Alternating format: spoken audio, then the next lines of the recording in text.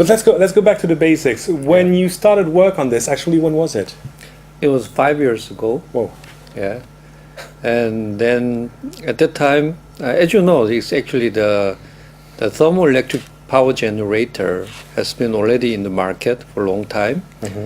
But it is the conventional this generator TEG is very rigid and hard and heavy. It has no flexible it's kind, very hard. no flexible Actually, components like that. It looks like a bathroom tile. Exactly look like bathroom tile because it is made on the ceramic substrate. So it cannot be used for human body. So we have to think how to make it flexible and a wearable form, yet still having the realistic power to be used for the electronics. So after years of the research, finally we come up with the idea to print the thermoelectric material on the glass fabric. And also we developed a new technique to make electrode very flexible.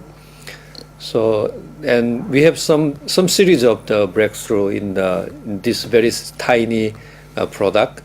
So finally we succeeded to make the thermoelectric device fully flexible and very high output power. But I mean, this is always what you had in mind when you started working on it. This was what you wanted to achieve. This is not something you stumbled on, like, I have this technology and it's actually flexible. Yeah, so this was what we targeted from the beginning, because when you look around, there are many heat sources around us, but none of them has a perfect flat surface. It has this arbitrary shaped surface. So, but the existing thermoelectric device is just like a bathroom tile. So if you attach to some arbitrary shaped surface, it has very poor thermal contact. So it is not suitable at all. So when the thermoelectric device is flexible, then it can wrap up the entire surface. So we have a minimum thermal energy loss. So even though the device, the performance is the same, but actual power generated is much larger because of the good thermal contact. And also we don't have a ceramic substrate, so actually it also helped increase our output power. I see you have on your arm a smart brace-led activity sensor. This is exactly the kind of device that it can power? That is what we are targeting at the first as a first product. Actually, this activity tracker doesn't require much power. It's only the few milliwatt level. So if we install our thermoelectric device inside of the strap, then we can generate some few milliwatt level output power. So it can operate this activity tracker. That means this will be the self-powered system. So we don't need any charge. Wow. Yeah. I imagine it's still too early to say this technology can power bigger devices, my smartphone, my tablet. This is quite a way away. Because that requires a lot of power, because of main power consumption part is the display. Of course. So the display is big and very bright, so it consumes a lot of power. So that kind of the level is not easy to from your body heat, because the body heat is still tiny. But eventually, this kind of big smartphone will shrink in the future, and will be form of the smartwatch. So smartwatch consumes much less power because of the small display. So what we are targeting is we use it and cover not 100%, but some portion of the power for the smartwatch.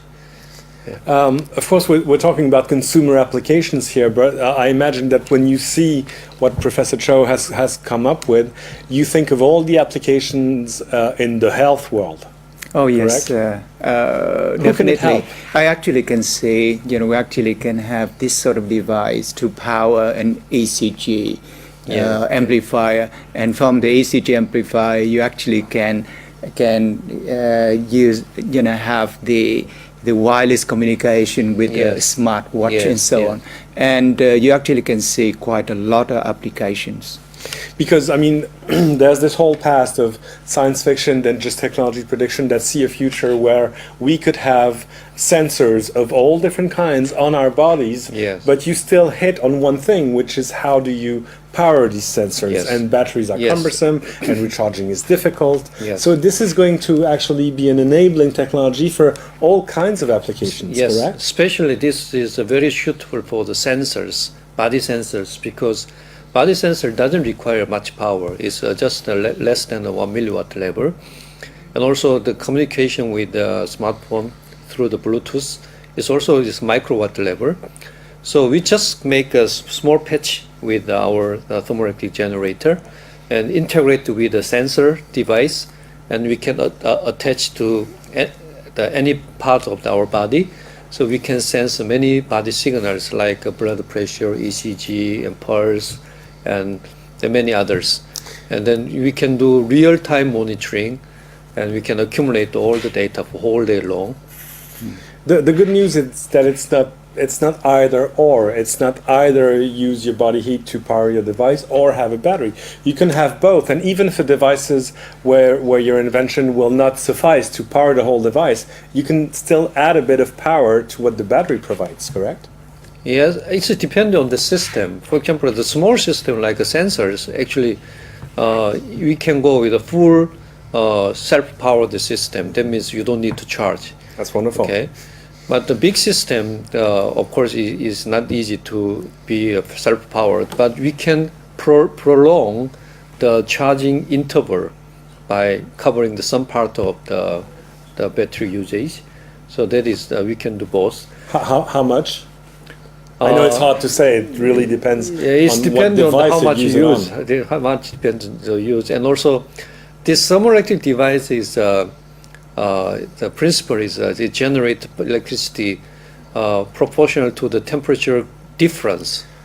Yeah. So if So the hotter it is, the more power you get. I mean colder weather, in the cold weather, because body temperature is constant. So the outside temperature is colder, you have more power. Wow. Okay. You know, lots of people have the flu right now. They must be generating a whole lot of power.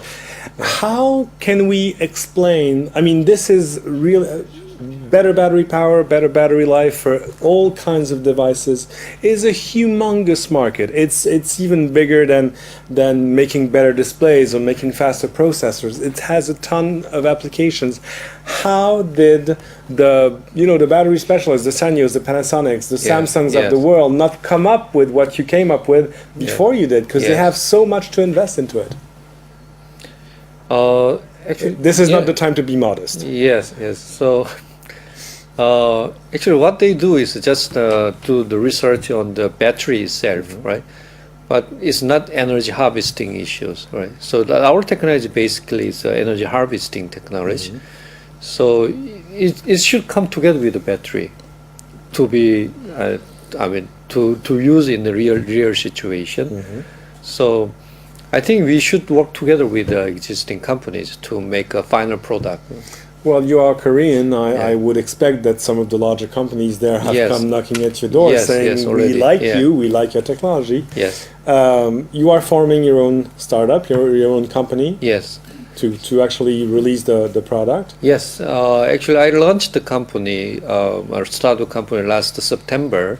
So it's just only 4 months old. It's a very new company. And the company name is called TEGway. TEG, TEG is a thermoelectric generator. So TEGway is we want to make a new way for the TEG technology. Okay, and now we are pushing very hard to make engineering, to provide the engineering sample to companies. Actually, at this moment, many companies around the whole world are waiting for our engineering samples. Oh, really? Professor Wen, Professor Cho mentioned something interesting in that there is a lot to research about energy harvesting. There's a lot going on around us that could be turned into energy for all kinds of devices. Is there a lot of research going on about this? Oh yes, there's quite a lot of research, not only in the thermal energy side, but they actually can go down to the level of bacteria type. Yes, so there are quite a lot of different things. You have solar, you have kinetic, Yes. you have thermal, and like I said, we have Piezo, yeah. bacteria type of energy. Wow, that's fascinating. When can we expect the first products integrating your technology to actually come out in the market? And will it be a consumer product? Will it be more for businesses? Actually, we are targeting next year, sometime next year. Oh. But we don't know whether it will be delayed or not. But anyway, our target is next year. Yeah. And will it be something I can buy? I hope so. Do you have any idea what kind of device it could be? I think the first one will be this kind of activity tracker. Okay. So That would make perfect sense. Measuring your steps, counting the step, and your blood pressure or the heartbeat, and then send information to your mobile phone. And this is quite close to product now, because this kind of things doesn't require much power. So Please tell me that. I mean, a few years back, I remember going to CES in Las Vegas and seeing on the corner of a big booth there were these people, and they had this technology that was going to harvest power from radio signals, like from Wi-Fi signals. They were going to harvest power and recharge your phone battery. And I was like, this is the biggest innovation at CES this year. And I never heard of it again. So either it didn't work, or someone bought it and didn't use it, or please tell me that your technology is actually coming out, and that next year we won't be like, what happened to Dr. Cho's invention? It is coming out? I hope so. Yeah. We all hope so. Thank you so much, both of you. Thank you, Professor Wen. Thank you, and congratulations for that Grand Prix. This is all the time we have.